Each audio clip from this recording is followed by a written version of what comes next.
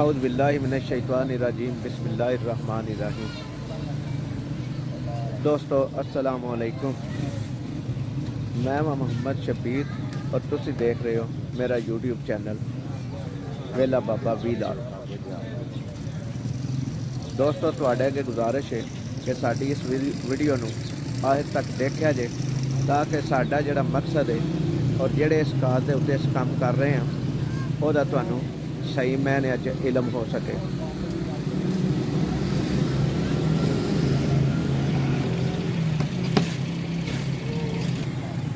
असी जड़ा एक काज लैके चले हैं, इस वक्त जड़े हालात ने साडे इत्थे रहन सहन दे वो बड़े ही डेंजरस ने।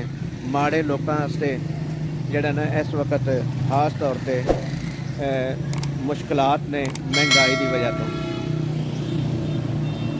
पेट इंसान का अल्लाह की ज़ात तो अलावा कोई नहीं भर सकते, लेकिन असी ये कोशिश करने कि साढ़े कोल जिन्ना को हो सके तुहाडे दोस्तां दे तावन दे नाल, मुहैयर हजरात दे तावन दे नाल उन्ना को ते असी कोशिश कर सकीए। क्योंकि असी ये कोशिश करने पहले रमज़ान शरीफ तो लै अज 12 रमज़ान हो गई है। 12 रमज़ान दे विच भी असी अज तंदूर का जिहड़ा सस्ती रोटी का तंदूर असां शुरू किया होया ओहदा असी बाकायदा आगाज़ कर दिता है।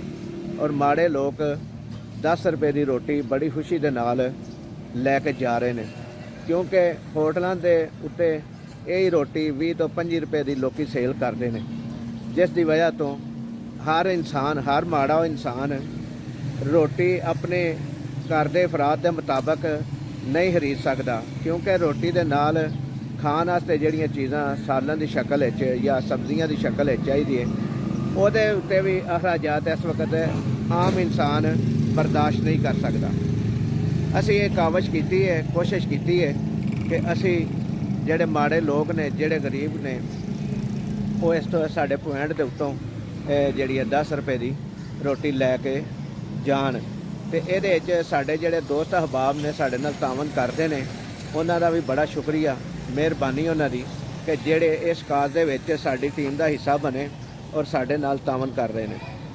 तो दोस्तों साड़ी इस दोबारा गुजारिश है तुहाडे अगे, साड़ी इस वीडियो नूं लाजमी देखा करो और देखा करो कि असी किन्नी कावश कर रहे हैं। असी वीडियो शुरू करन तो पहला असी आटे की खरीदारी वास्ते अपने शहर तो दूजे शहर गए हैं ताकि म्यारी आटा जड़ा ना दोस्तों भाइयों जड़े खरीदण आउंदे ने उन्होंने म्यारी आटे की जी ना रोटी दी जाए, ना कि एक फॉर्मैलिटी पूरी की जाए जिस तरह का आटा लभे उस तरह की रोटी दे दी है, ताकि वो खान लग्या भी उन्होंने जड़ा ना ये महसूस होवे कि शायद साढ़े नाल मजाक किया है। असी ये सारियां गल्लां दी परहेज़ करते हुए असी कोशिश करने कि दूर दराज तो भी अगर सानू आटा मिले जड़ा असी पैसों के नाल लैके उन्हें जड़ा साढ़े नाल दोस्त तावन करते हैं उन्होंने पैसों के नाल असी वो आटा खरीद के लियाउने आ।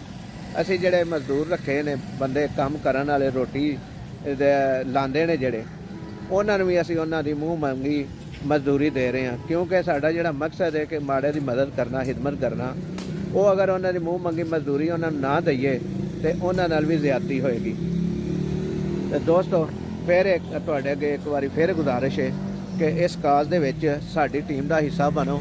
मुहैयर हजरात अगे अपील है कि वो साडे नाल अच्छे तो अच्छा तावन करन, आके साडे पॉइंट के उत्ते विजिट करन, उन्होंने महसूस होवे कि असी अच्छा काम कर रहे हैं या सही कर रहे हैं या इंसाफ कर रहे हैं। तो फिर वो साडे नाल आटे की शक्ल भी तावन कर सकते हैं तो माली तावन भी कर सकते हैं। साडे पॉइंट उत्ते विजिट जरूर करन। साडा पॉइंट है गखड़ मंडी दे विच थाने रोड दे थाना रोड है, तो इत्थे जिहड़ी पुरानी चौकी है पुलिस चौकी है उस अगे बिल्कुल मनपसंद मिल्क शॉप है। उस मिल्क शॉप के बिल्कुल फ्रंट के उत्ते असी जिहड़ा ना साफ सुथरे माहौल दे विच ये पॉइंट लाया होया। देखो यह साडा पॉइंट है, साफ सुथरी जगह।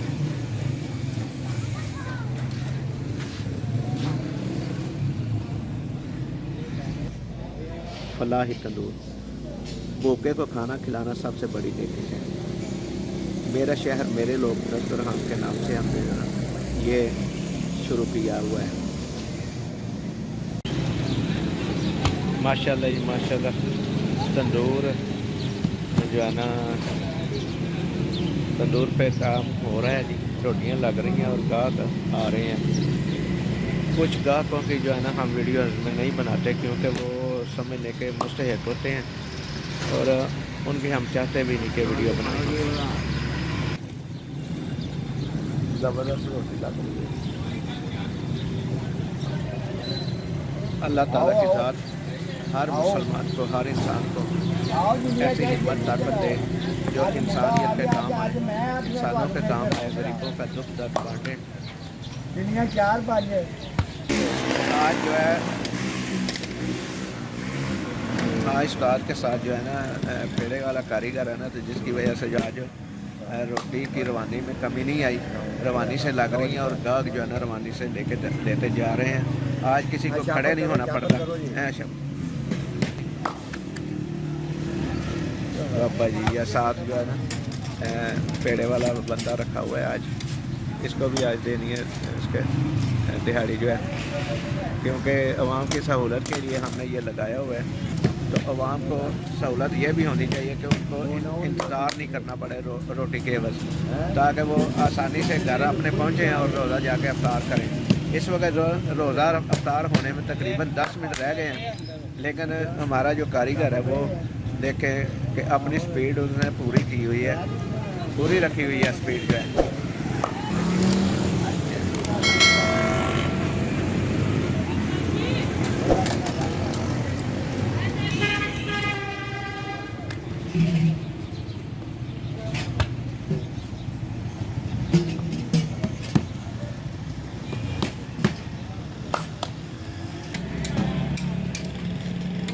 देख लो जी बाबा जी, रोज़ाना साढ़े नाल जो ना समझ लो कि तावन हर वक्त हर किस्म का तावन साढ़े नाल करते हैं।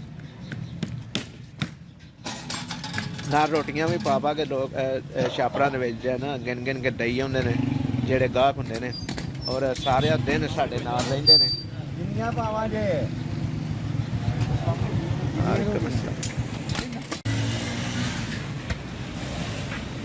बड़ा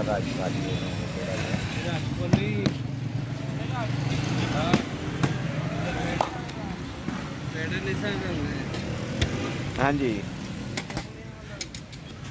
आज जी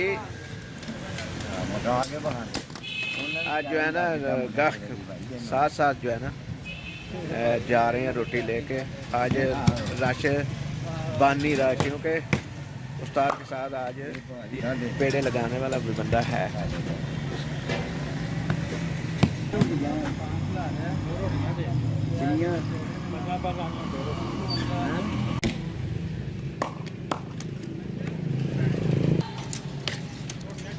रोज़ा अफ्तारी के बिल्कुल करीब है, टाइम बिल्कुल करीब है, 2-3 मिनट रह गए हैं, जिसकी वजह से जो है ना तंदूर पे जो है ना रश खत्म हो गया। तकरीबन इक्का दुक्का गाहक आ रहे हैं, उनको हम रोटी दे रहे हैं और उस्ताद जो है ना रोटी लगाता जा रहा है। मुहैयर हजरात से इस कार्य खैर में हिस्सा लेने की अपील है। आप हमारी टीम का हिस्सा बने, आप जो हमारे दोस्त हैं, सब्सक्राइबर हैं, वो हमारी टीम का हिस्सा बने। हमारी हर वीडियो को लाइक करें, शेयर करें और इस कार्य खैर में इस तरह भी आप टीम का हिस्सा बन सकते हैं कि आप हमारी रोज़ा अफ्तार हो गए, हम भी अफ्तारी के लिए जो हमारा दस्तरखाना है वहाँ पे जा रहे हैं रोज़ा अफ्तार करने के लिए। बिल्कुल अज़ाने मस्जिदों में ऐलान होने शुरू हो गए हैं कि रोज़ादार रोज़ा खोल लें। हाँ जी,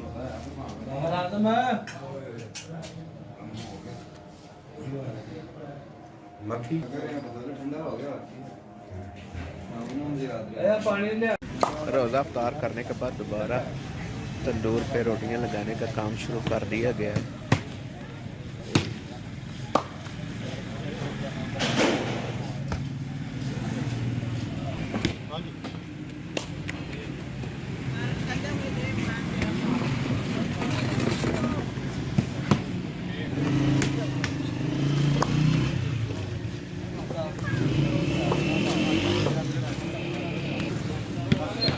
क्या जो है जो अंदर लोग आ रहे हैं, लेकिन आज जो है ना रश ज़्यादा इसलिए नहीं बना कि कारीगर जो का रोटी लगाने वाला है ना वो रुका नहीं, क्योंकि उसके साथ आज जो है ना अजाफी बंदा पेड़े करने वाला लगाया हुआ है, जिसकी वजह से आज रश नहीं बन सका। हर आदमी को खड़े खड़े रोटी मिल जाती है, आते ही मिल जाती है रोटी। 8 नहीं बजे कल अभी 8 बजे।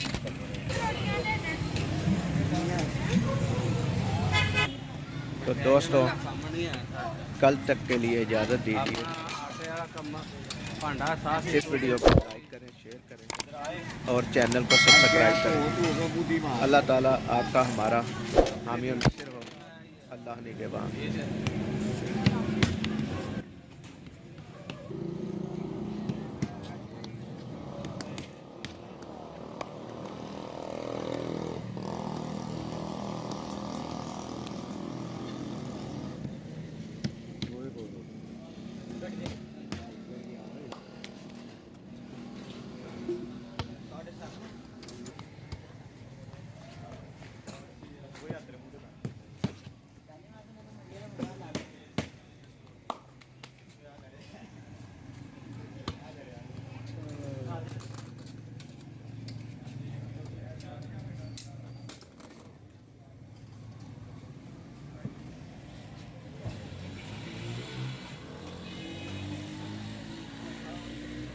टाइम लंबा